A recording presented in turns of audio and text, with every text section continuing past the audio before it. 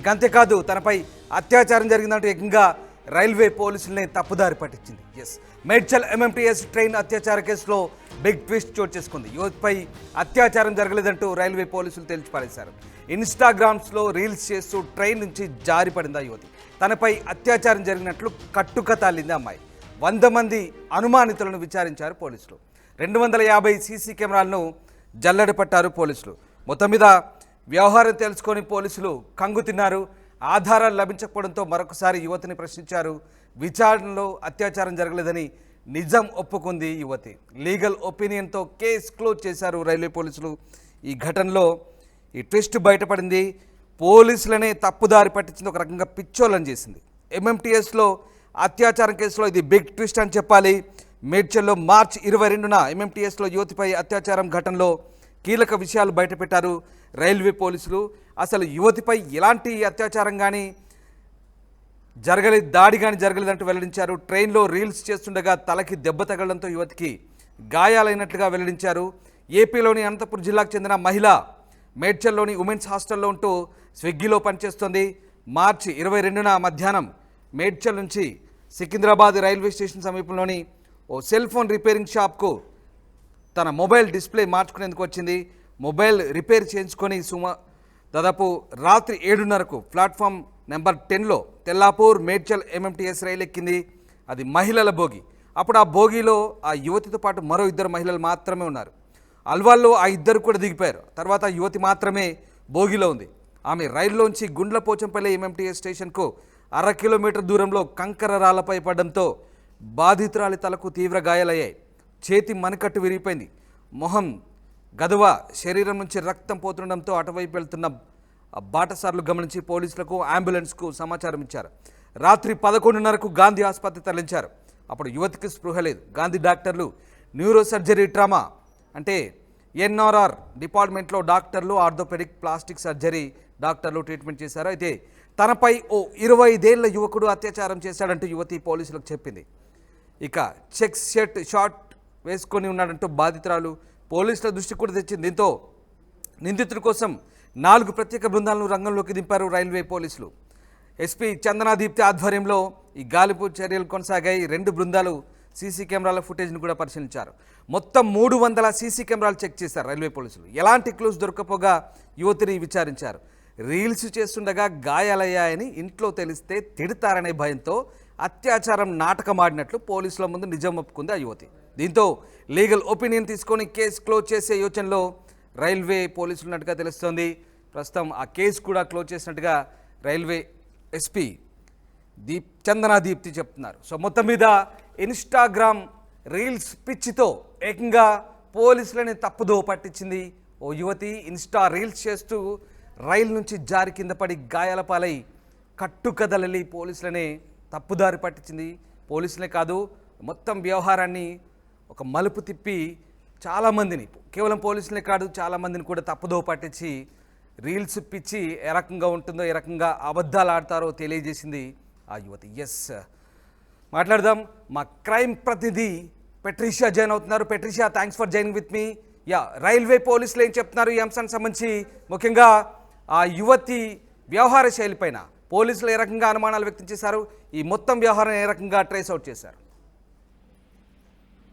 హైదరాబాద్ అత్యాచారం కేసులో ప్రస్తుతం బిగ్ ట్విస్ట్ అనే చెప్పొచ్చు. ఇప్పటికే హైదరాబాద్ పోలీసులు, ఎస్ఓటి మల్కాజ్గిరి పోలీసులు ఈ కేసుని చాలా రెప్యూటెడ్, అంటే హైదరాబాద్ పోలీసులు, రైల్వే పోలీసులు అందరు కలిసి కూడా ఈ కేసుని చాలా రెప్యూటెడ్ గా తీసుకున్నారు. మొత్తం మీద కూడా ఈ కేసు క్లోజ్ అయింది, అంటే నిన్న క్లోజ్ అయిందని కూడా పూర్తిగా తెలుస్తుంది. ఒకవైపు దాదాపు ఎంటైర్ పోలీస్ డిపార్ట్మెంట్ అంతా కూడా లా అండ్ ఆర్డర్ కి సంబంధించిన పోలీసులే కానీ, లేకపోతే ప్రధానంగా అపోజిషన్ లీడర్స్ చాలా మంది కూడా విమర్శించడం జరిగింది. ఒకవైపు భద్రత లేదు హైదరాబాద్ లో అంటూ కూడా అనేక మంది లీడర్స్ వచ్చి మాట్లాడారు. మరోవైపు ఎంఎంటీఎస్ ట్రైన్ లోనే ప్రధానంగా అత్యాచారం జరిగిందంటూ కూడా ఆ మహిళ కుటుంబ సభ్యులకి చెప్పడం, ఆ తర్వాత అనేక మంది ఎమ్మెల్యేలు, అదే కాకుండా మినిస్టర్లు, పలువురు రాజకీయ నేతలు వీళ్ళందరూ కూడా వచ్చి ఆ అమ్మాయిని కన్సోల్ చేయడం, దాని తర్వాత హైదరాబాద్ లో లా అండ్ ఆర్డర్ ఇష్యూకి చాలా ఇబ్బందులు అవుతున్నాయి అంటూ కూడా కేంద్ర రైల్వే శాఖకి సంబంధించిన మినిస్టర్స్ వాళ్ళందరూ కూడా రెస్పాండ్ అయ్యారు. ఒకవైపు పోలీసులు మాత్రము వెల్లడించారు ఏంటంటే పూర్తిగా అమ్మాయి పైన కూడా అత్యాచారం జరగలేదు, ఇదంతా కూడా ఒక కట్టు కదా, స్నేక్ రీల్స్ చేసుకునే అలవాటు ఉంది. ఒకవైపు ఇన్స్టాగ్రామ్ లో తను రీల్స్ చేస్తూ ఉంటుంది, సోషల్ మీడియాలో రీల్స్ పెడుతుంది. ఒకవైపు ట్రైన్ లో రీల్స్ చేస్తున్న సమయంలో కాలు జారి కింద పడిపోయింది. మరోవైపు ఒక వ్యక్తి వచ్చి నన్ను అత్యాచారం చేయడానికి ప్రయత్నించాడు, అసభ్యంగా నాతో మాట్లాడారు, అదే కాకుండా నా మీద దురుసుగా ప్రవర్తించారంటూ ఆ మహిళ చెప్పింది. ఇదంతా కూడా కట్టు కదా, కేవలము జారి పడిపోయిందంటూ కూడా పోలీసులు చెప్తున్నారు. ఒకవైపు కూడా 100 మంది పైన కూడా అనుమానం వ్యక్తం చేశారు. వీళ్ళందరినీ కూడా సుదీర్ఘంగా పూర్తిగా విచారించారు. ఒకవైపు సుమారుగా 15 నుంచి 17 కెమెరాస్ అంతా కూడా అక్యూజ్ ఎవరైనా ఉన్నారా, ప్రధానంగా అనుమానితులు ఎవరెవరు ఉన్నారు, ఏ రూట్ లో వెళ్లారు అని కూడా ప్రధానంగా 100 మందికి పైన 250 సీసీటీవీ కెమెరాలు, అంటే సికింద్రాబాద్ చుట్టుపక్కల మేడ్చల్ కి సంబంధించిన సీసీటీవీ ఫుటేజ్ 15 స్టేషన్స్ ఏదైతే మేడ్చల్ అంటే సికింద్రాబాద్ నుంచి మేడ్చల్కి వెళ్ళే స్టేషన్స్ ఏవైతే ఉన్నాయో ప్రధానంగా ఒక్కొక్క స్టేషన్ దగ్గర నుంచి ఒక్కొక్క కెమెరా అలా సుమారుగా 250 కెమెరాస్ కూడా గాలించడం జరిగింది. ప్రధానంగా ఎక్కడ కూడా ఎవిడెన్స్ మ్యాచ్ అవ్వట్లేదు.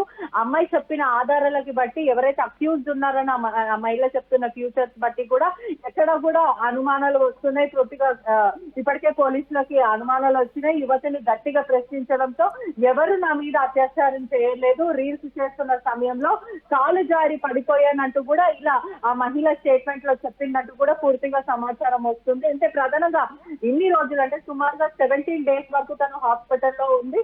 పోలీసులకు కూడా అనేక అనుమానాలు కానీ డౌట్స్ వచ్చినాయి. తాను ఏదైతే చెప్తుందో ఆ పోలికలు ఉన్న వ్యక్తి కూడా ఆ ట్రైన్ లో ఎవరు కూడా లేరు. తోటి ప్రయాణికులు ఎవరైతే ఉన్నారో ఇన్సిడెంట్ జరిగిన సమయంలో కూడా March 22 రాత్రి 7:30 నుంచి 7:45 నుంచి 8 ఆ ప్రాంతంలో అతను ట్రావెల్ చేస్తున్న ప్రాంతంలో కూడా సెల్ ఫోన్ రిపేర్ ఇవ్వడానికి మాత్రమే నేను వెళ్ళానంటూ కూడా మహిళ చెప్పింది. ఆ సమయంలో దాంట్లో ఉన్న వ్యక్తులు ఎవరైతే ఉన్నారో వాళ్ళందరినీ కూడా సస్పెక్ట్ చేశారు, అనుమానం వ్యక్తం చేశారు. దాంట్లో ఏ వ్యక్తి కూడా ఆ అమ్మాయి పట్ల అసభ్యంగా ప్రవర్తించినట్టుగానే ఆ సీసీటీవీ ఫుటేజ్ ఆధారం బట్టి కూడా చూస్తే అమ్మాయి చెప్తున్న పోలికలకి ఆ వ్యక్తులకి ఎవరు కూడా మ్యాచ్ అవ్వకపోవడం, అదే కాకుండా అమ్మాయి అత్యాచారానికి ప్రయత్నించారు, మీదికి వచ్చారు, ఇవన్నీ కూడా చాలా అనుమానాస్పదంగా గుర్తించారు పోలీసులు. ఎవరు కూడా ఐడెంటిఫై కావకపోవడం, మరోవైపు ఏది చెప్పిన పొంతలేని సమాధానాలు, పొంతలేని ఆన్సర్ క్వశ్చన్స్ ఇవన్నీ కూడా తను చెప్తుంది. ప్రధానంగా వాళ్ళ బ్రదర్ చెప్పిన మాటలు కూడా మనం ఖచ్చితంగా వింటుంటే కూడా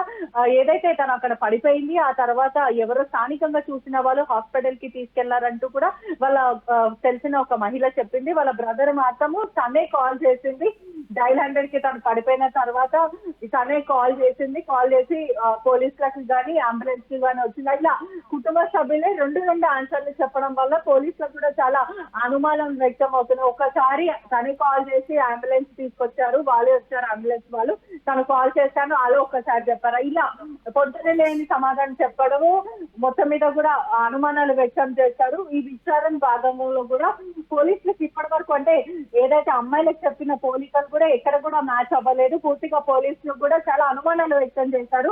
గట్టిగా తమదైన స్టైల్ అంటే క్రాస్ క్వశ్చనింగ్ చేశారు. అంటే పూర్తిగా ఎక్కడి నుంచి చూసారు, ఎవరు వచ్చారని ఇలా ఇవన్నీ కూడా పోలీసులు అడిగారు. దాదాపు ఒక 15 days వరకు కూడా తను గాంధీ హాస్పిటల్లో ఉంది. గాంధీ హాస్పిటల్ నుంచి ఒక ప్రైవేట్ హాస్పిటల్ కి అయితే తరలించారు. ప్రధానంగా అయితే మొదట మాట్లాడడానికి చాలా ఇబ్బంది పడింది. ఆ తర్వాత అమ్మాయి స్టేట్మెంట్ రికార్డ్ చేశారు. ఒకవైపు చెప్పిన వ్యక్తి ఎవరైతే ఉన్నారో ఆ పోలికలకు సంబంధించిన ఏ ఎవిడెన్స్ దొరకకపోవడం, అటువంటి ఇన్సిడెంట్ కూడా ఏది జరగలేదంటూ కూడా పోలీసులు ప్రత్యేక అన్ని యాంగిల్లో కూడా దర్యాప్తు చేశారు. ఎందుకంటే ఇప్పటికే ఏదైతే 15 స్టేషన్స్ అవంతా కూడా అనలైజ్ చేసిన తర్వాత ఎవరు పారిపోతున్నట్టు అనుమానాస్పదంగా ఈమె చెప్పినట్టు పోలికలు తగ్గట్టు ఎవరు కూడా లేదు. అదే కాకుండా పోలీసులు ఒడిశాకు కూడా వెళ్లారని కూడా తెలుస్తుంది.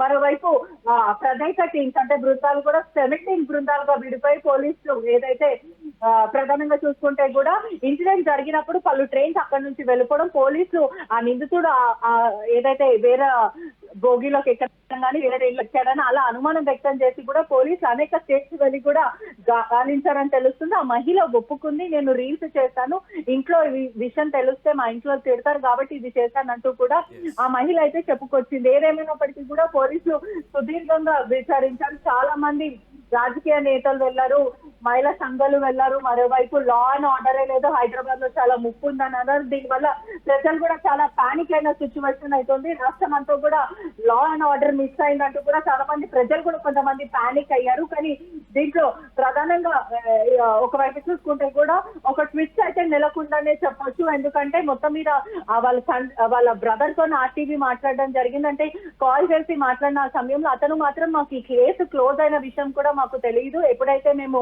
డిశ్చార్జ్ అయ్యామో, డిశ్చార్జ్ అయిన వెంటనే పోలీసులు వచ్చి మమ్మల్ని కొంత ఇబ్బంది పెట్టారు. ఏదైతే అటువంటి వ్యక్తే లేరు, మీరు అబద్ధం చెప్తున్నారని ఇటువంటివి చెప్పినప్పటికీ కూడా మా సిస్టర్ పదే పదే అత్యాచారం జరిగిందంటూ కూడా చెప్పారు పోలీసులకి అంటూ కూడా వాళ్ళ బ్రదర్ చెప్తున్న పరిస్థితి కనిపిస్తుంది. కానీ మొత్తం మీద మాత్రం రైల్వే పోలీసులు ప్రెస్ మీట్ పెడితే కానీ అసలు వాస్తవాలు ఏంటి అనేది తెలియాల్సిన విషయం. ఎందుకంటే ఇప్పటికే ఎవరైతే ఆ మహిళ వాళ్ళ బ్రదర్ మాత్రం లేదు అత్యాచారానికి ప్రయత్నించాడు, ఇదంతా మోమాటికి నిజమే, రీల్స్ ఇవంతా కూడా కట్టు కదా అంటూ కూడా వాళ్ళ బ్రదర్ చెప్తున్నారు. కానీ వాస్తవానికి మాత్రం చందన దీప్తి ఐపీఎస్ రైల్వే పోలీసులు మాత్రం ఖచ్చితంగా ప్రెస్ మీట్ పెట్టే అవకాశాలు ఉన్నాయి. అసలు ఫ్యాక్ట్ ఏంటి, ఏమి అన్నా జరిగిందా జరగలేదా అనేది పూర్తిగా రైల్వే పోలీస్ చెప్పే అవకాశాలు కనిపిస్తుంది. మొత్తం మీద కూడా వ్యవస్థని మోసం చేసింది, తప్పుదోవ పట్టించిందంటూ కూడా పోలీసులు చెప్తున్నారు.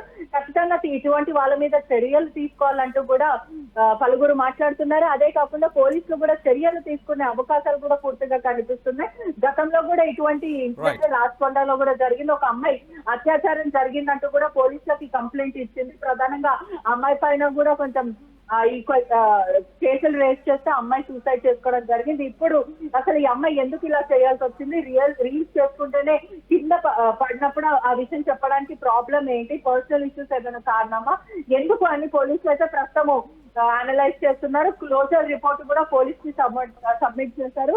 పూర్తిగా కూడా 100కి పైన మంది కూడా అనుమానం వ్యక్తం చేసి వాళ్ళందరినీ కూడా విచారించారు. పోలీసులకు మాత్రం ఇది ఒక కట్టు కదా అంటూ కూడా పోలీసుల వైపు నుంచి అయితే వినిపిస్తుంది. ఏదైతే అమ్మాయి కుటుంబ సభ్యులు మాత్రము లేదు ఇది నిజమే అంటూ మాట్లాడుతున్నారు. అసలు నిజాలు ఏంటో అనేది కోర్టులో కానీ లేకపోతే ప్రధానంగా పోలీసులు రేపు చెప్పే దాన్ని బట్టి, అంటే రైల్వే పోలీసులు చెప్పేదాన్ని బట్టి కూడా వాస్తవాలు తెలుస్తాయని పూర్తిగా తెలుస్తుంది. ఎస్, తన తప్పును తప్పించుకునేందుకు వ్యవస్థనే తప్పుదారి పట్టించింది. ఏకంగా 300 సీసీ కెమెరాలు, 120 మంది అనుమానితులు విచారించారు పోలీసులు. కానీ ఇదంతా కూడా కట్టుకథ అంటూ తేల్చారు. సో కలకలం రేపిన మేడ్చల్ ఎంఎంటీఎస్ ఘటనకు సంబంధించి పోలీసులు అయితే పూర్తి స్థాయిలో క్లారిటీ ఇచ్చారు.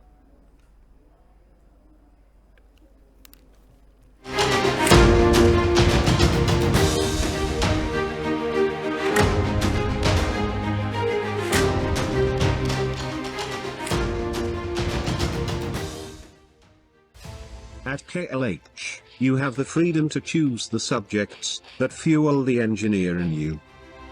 KLH deemed to be university.